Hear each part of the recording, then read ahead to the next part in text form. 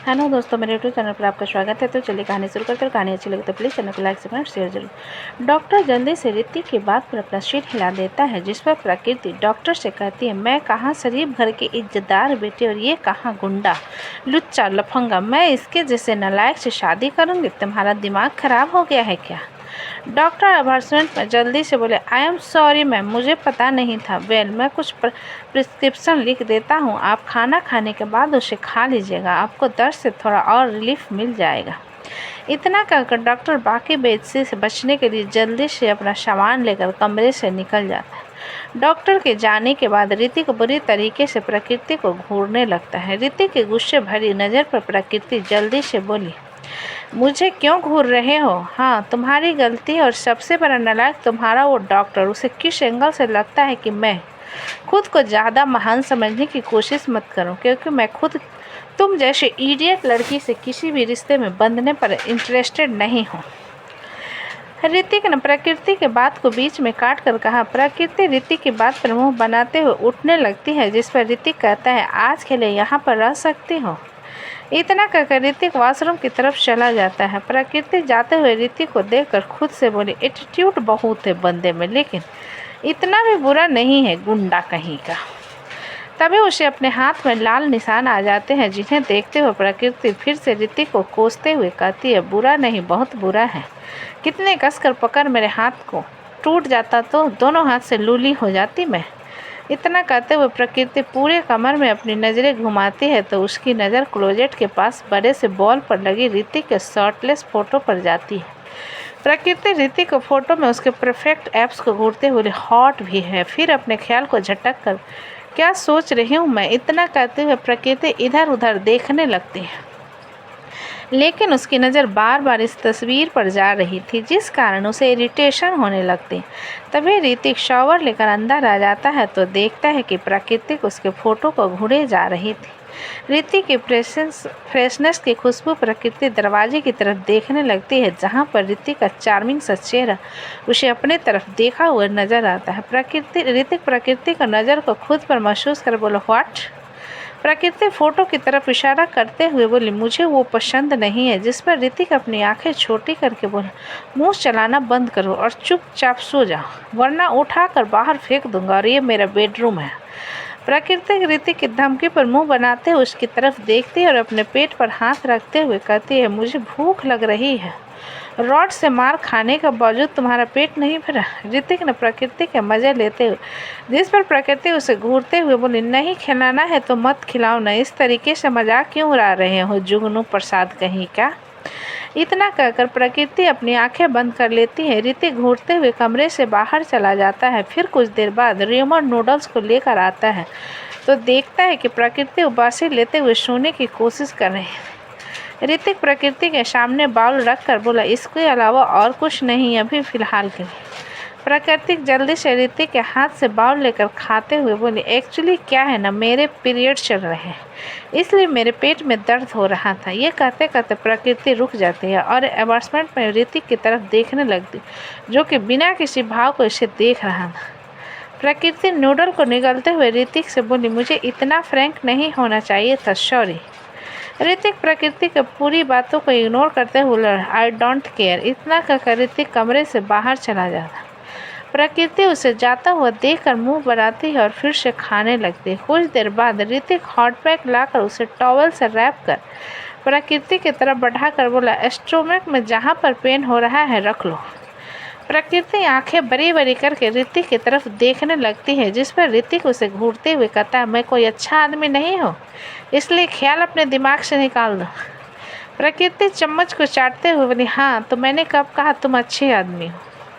ऋतिक प्रकृति के हाथ से चम्मच छीनकर गुस्से से बोला, ये क्या गंदी हरकत है मोना। प्रकृति कन्फ्यूजन में ऋतिक को देखने लगती है। तब जाकर ऋतिक को एहसास होता है कि उसने क्या किया। फिर वो बाउल उठाकर प्रकृति के सामने हॉटपैक रख कर कमरे से बाहर चला जाता है। प्रकृति हॉटपैक को अपने टी शर्ट के अंदर डालते हुए खुद से बोली, मोना ये कौन है? इतना सोचते हुए प्रकृति लेट जाती और उसे धीरे धीरे नींद आ जाती है और वहीं ऋतिक रात भर कमरे में नहीं आता। इधर सुबह का वक्त है। इंदिरा गांधी यूनिवर्सिटी में अदिति विप्लो रिया यूनिवर्सिटी आ चुके थे।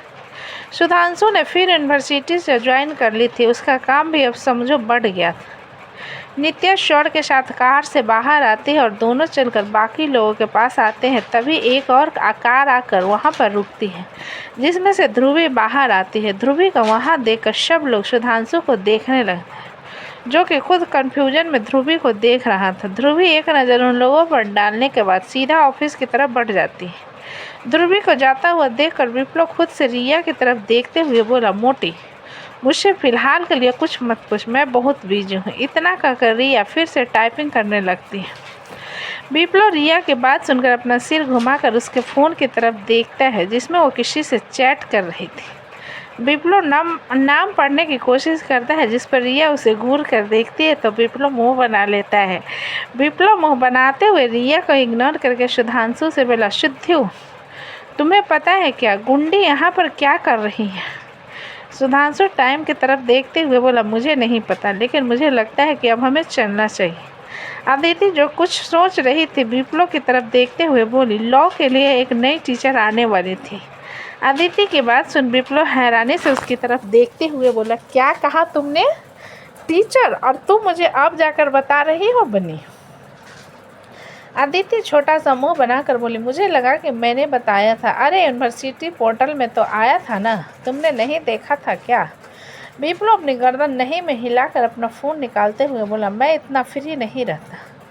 अदिति विप्लव की बात पर मुंह बना लेती है। वहीं बाकी सब लोग उन्हें इग्नोर करके क्लासरूम की तरफ चले जाते हैं। विप्लव पोर्टल चेक करने के बाद इधर उधर देखता है, जहाँ पर कोई भी नहीं था सिवाय उसके। इसलिए विप्लव भी दौड़ते हुए आगे जाने लगता है कि किसी से टकरा जाता है। विप्लव अपने सामने खड़ी बॉबी को तरफ देखता है, जिसके सारे असाइनमेंट विप्लव को टकराने के कारण गिर गए थे। विप्लव एक नज़र बॉबी को देखने के बाद वहां से जाने लगता है, जिस पर बॉबी गुस्से से कहती है, इतनी भी तमीज़ नहीं है क्या? अगर किसी से टकरा जाए तो सॉरी कहते हैं और उसकी हेल्प करते हैं। अगर अब इंदिरा गांधी यूनिवर्सिटी में बॉबी के कहने पर कि विप्लव सॉरी नहीं कह रहा। विप्लव बॉबी को देखते हुए, तुम ऐसा काम भी किया करो जिसके लिए तुम्हें सॉरी कहना पड़े। बॉबी अपने दांत पीसकर विप्लव से बोली, मेरे पास अभी तुमसे बहस करने का वक्त नहीं है। अगर नहीं है तो अपना असाइनमेंट उठाओ और निकलो यहाँ से। मुझसे सॉरी कहने के लिए क्यों कह रही हो? विप्लव ने एटीट्यूड में कहा। विप्लव की बात सुनकर बॉबी, जो कि अपना असाइनमेंट उठा रही थी, समेट कर खड़ी हो विप्लव को उंगली दिखाते हुए बोली, पहले मुझे तुम्हारी तरफ थोड़ी अट्रैक्शन महसूस होती थी, लेकिन अब सिर्फ तुमसे गंदी बदबू आती है। विप्लव खुद को स्मेल करने के बाद बॉबी को घूरते हुए बोला, बदबू तुमसे आती है, वो भी सड़ी हुई गंदी नाली की गटर की तरह, इसलिए मुझसे ज़्यादा बहस मत किया कर। बॉबी और कुछ कहते उससे पहले ही शुभ आते हुए बॉबी से बोला, बॉबी चलो ना लाइब्रेरी चलते हैं। उसके बाद शुभ आकर विप्लव की तरफ देखकर बोला, हेलो सीनियर। बॉबी शुभ के हाथ को पकड़ कर बोली, इसके जैसे लंगूर को क्या हेलो कह रहे हो, चलो। इतना कहकर बॉबी शुभ के हाथ को पकड़कर लाइब्रेरी की तरफ चली जाती है। विप्लव उन दोनों को हाथ को घूरते हुए गुस्से में क्लास की तरफ जाने के बजाय बॉबी के पीछे चला आता है। लाइब्रेरी में बॉबी अपनी लाइब्रेरी कार्ड लाइब्रेरियन को दिखाने के बाद शुभ के साथ अंदर आ जाती है और उसके पीछे है विप्लव अपना लाइब्रेरी कार्ड लाइब्रेरियन के पास रखकर अंदर आ जाता है। विप्लव अंदर जाकर बुक सेक्शन की तरफ चला जाता है। वहीं बॉबी अपने सारे बुक्स और असाइनमेंट टेबल पर रखकर बुक निकालने चली जाती और शुभ वहीं पर बैठकर अपना असाइनमेंट्स नोट डाउन करने लगता है। बॉबी बुक निकालते हुए लास्ट कॉर्नर में पहुंचती है तो विप्लव उसे दिख जाता है, जो कि एक नॉवल पढ़ रहा था। बॉबी विप्लव को इग्नोर करके जाने लगती है, जिस पर विप्लव उसके हाथ को पकड़कर अपनी तरफ खींच लेता है और उसके कमर पर हाथ रखकर उसे सेल्फ से टिका कर खड़ा कर देता है। विप्लव की हरकत पर बॉबी उसे बुरी तरीके से घूरते हुए खुद से दूर करके बोली, सीनियर समझकर मैं इज्जत बिल्कुल नहीं करूंगी, मैं मार दूंगी। विप्लव बॉबी के जबड़े को कसकर पकड़ते हुए बोला, छू कर दिखा। बॉबी विप्लव के हाथ को अपने मुंह से हटाते हुए गुस्से से बोली, डोंट टच मी। विप्लव मुंह पर हाथ रखते हुए बोला, भाभ्या चिल्लाना बंद करो। ये कहते हुए विप्लव बॉबी के काफ़ी नज़दीक खड़ा हुआ तो बॉबी विप्लव की गर्म सांसों को खुद के चेहरे पर महसूस कर पा रही थी। विप्लव बॉबी के बढ़ते हुए दिल की धड़कनों को सुनकर तिरछे मुस्कान के साथ बोला, मेरी नज़दीकी तुम्हारे दिल की धड़कन बढ़ा रही है भाव्या। बॉबी विप्लव की बात पर उसके हाथ को खुद से दूर करने की कोशिश करते हुए बोली, विप्लव तुम जानबूझकर ये सब कर रहे हो। विप्लव बॉबी का मुंह से हाथ हटाकर उसके कान के पास जाकर धीरे से बोला, मैं क्या कर रहा हूँ भाव्या। बॉबी सिसकने लगती है। उसे रोता हुआ देखकर विप्लव बॉबी से दूर होकर कहता है, मेरा तुम्हें रुलाने का कोई इरादा नहीं था भाव्या। बॉबी शेल्फ से नीचे से रखते हुए अपने चेहरे को अपने पैरों के बीच में छुपाकर रोने लगती है। विप्लव बॉबी के बगल में बैठकर अपने जींस के पैकेट से रुमाल निकालकर उसकी तरफ बढ़ाकर बोला, मैंने तुम्हारा फ़ायदा नहीं उठाया है। ये कहते हुए विप्लव बॉबी के कंधे को पकड़ता है तो बॉबी दर्द से करा उठती है। बॉबी के सिसकी पर विप्लव उसके कंधे की तरफ देखकर थोड़ा सा हिचकिचाने के बाद टॉप को हटाता है तो उसकी आंखें बड़ी हो जाती हैं क्योंकि वहाँ पर जलने के निशान थे। विप्लव हैरानी से उस निशान को देखने के बाद बॉबी से बोले, ये किसने किया।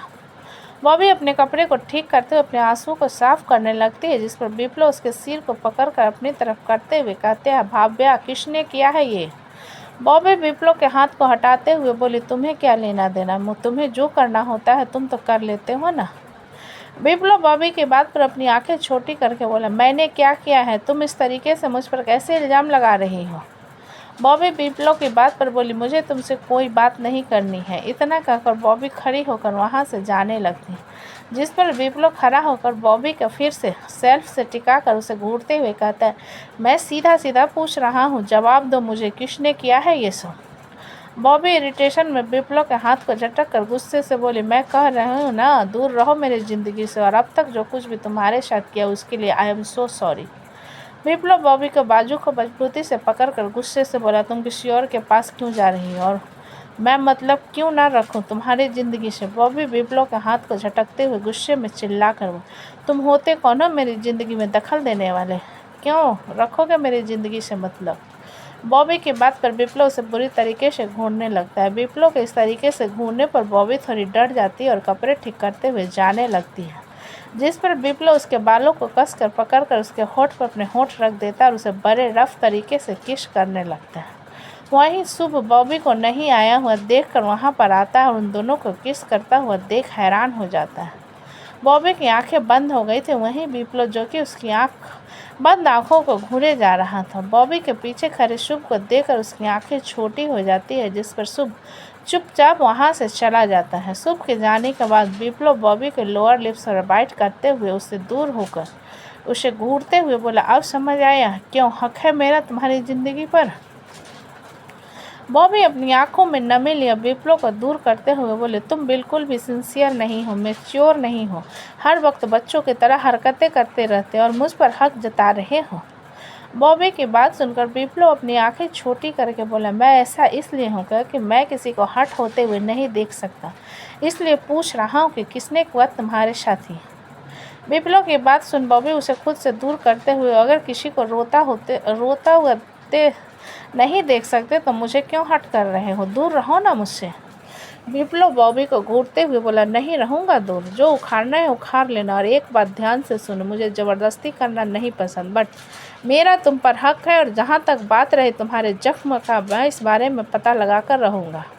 इतना कहकर विप्लव लाइब्रेरियन के पास जाकर अपनी लाइब्रेरी कार्ड उठाकर लाइब्रेरी से बाहर चला जाता है। बॉबी जाते हुए विप्लव को देखने के बाद अपने आंसू साफ करती और शुभ के पास आ जाती है तो देखती है शुभ किसी गहरी सोच में था।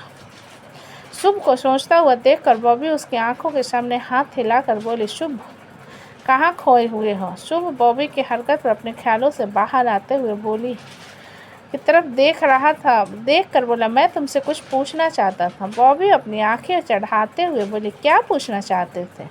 बॉबी की मंजूरी पर शुभ अपने दांत दिखाते हुए बोला, किस करके मज़ा आता है क्या। शुभ की बात सुन बॉबी अपनी आंखें छोटी करके बोली, बकवास कर रहे हो मेरे सामने, मुक्का मारूं क्या। शुभ बॉबी की धमकी पर मुंह बनाते हुए बोला, मैंने देखा तुम्हें और सीनियर को किस करते हुए। बॉबी शुभ की बात पर उनसे घूरते हुए बोली, ज़्यादा देखा देखी करने की कोशिश मत करो वरना नज़रों पर चोट लग सकती है। शुभ खड़ा होते हुए बोला, मैंने अपना असाइनमेंट नोट डाउन कर लिया है, मैं जा रहा हूँ क्लास में, तुम अपना देख लो। इतना कहकर शुभ अपने बुक्स लेकर लाइब्रेरी से बाहर चला जाता है। बॉबी उसे जाता हुआ देखकर मुंह बनाती और अपने सामान लेकर भी क्लासरूम की तरफ चली जाती। इधर सारंग कंपनी में मृत्युंजय आराम के साथ अपने ऑफिस में बैठा कुछ सोचे जा रहा था कि उसके कैबिन का दरवाज़ा खुलता है। राजीव अंदर आता है। राजीव को वहाँ देखकर मृत्युंजय अपनी आंखें चिढ़ाते हुए बोला, क्या हुआ? राजीव एक फाइल मृत्युंजय के सामने रखते हुए बोला, हमारा शक बिल्कुल सही था। भूमि शुक्ला और भैरवी काफ़ी अच्छे फ्रेंड हैं। जिस पर मृत्युंजय फाइल को खोल कर देखता है, जिसके सामने सबसे पहले करीब 25 साल की एक खूबसूरत सी औरत की तस्वीर थी। उस तस्वीर को देखकर राजीव उसे तस्वीर की तरफ इशारा करते हुए मृत्युंजय से बोला, दीप वत्सल की वाइफ ज्योति।